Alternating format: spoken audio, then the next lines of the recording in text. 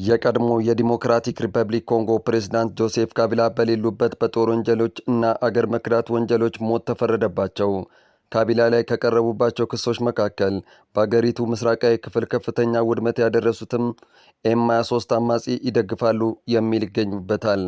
አርብ ዕለት የአገሪቱ ወታደራዊ ፍርድ ቤት በአገር ክህደት፣ በሰብአዊነት ላይ በተፈጸመ ወንጀል እንዲሁም ግድያ፣ የወሲብ ጥቃት፣ ማሰቃየትና ማመፅን ጨምሮ በተፈጸሙ የጦር ወንጀሎች ጥፋተኛ ናቸው ብሏል። ካቢላ ወንጀሉን አለመፈጸማቸውን ቢናገሩም ችሎት ፊት ቀርበው ግን ራሳቸውን አልተከላከሉም።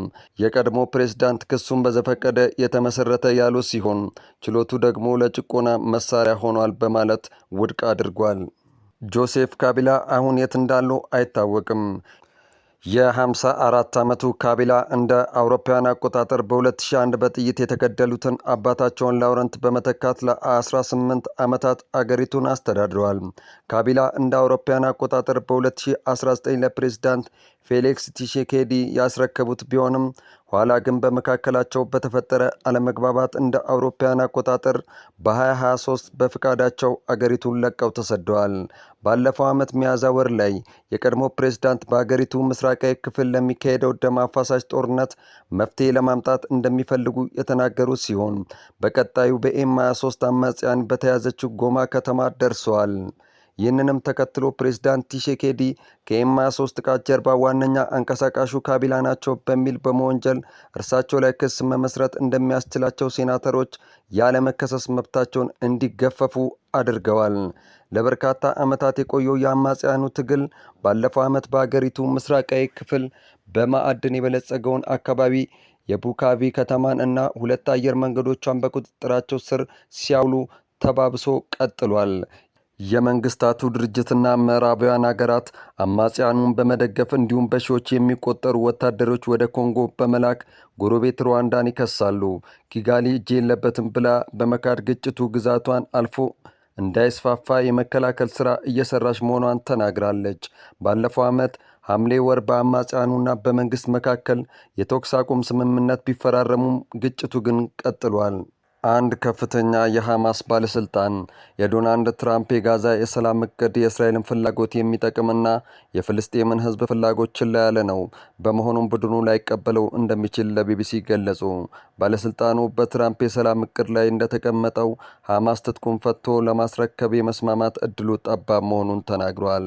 ሐማስ በጋዛ ዓለም አቀፍ የሚረጋጋ ኃይል ይሰማራ መባሉን አዲስ አይነት ወረራ ነው በማለት ተቃውሟል። የእስራኤል ጠቅላይ ሚኒስትር ቤንያሚን ኔታንያሁ የትራምፕን እቅድ ሰኞ ዕለት በዋይት ሃውስ በተገኙበት ወቅት ተቀብሏል። ሐማስ ግን እስካሁን ድረስ ይፋዊ ምላሽ አልሰጠም። የኳታር የውጭ ጉዳይ ሚኒስትር ሐማስ በዋይት ሃውስ የቀረበለትን ምክረ ሀሳብ ኃላፊነት በተሞላበት ሁኔታ እየተመለከተው ነው ብለዋል። ስለ ሐማስ ድርድር እውቀቱ ያላቸው የፍልስጤም ባለስልጣናት ለቢቢሲ ቡድኑ በጋዛና በሌላ አካባቢ የሚገኙ አመራሮቹን ማሳተፉን ተናግሯል።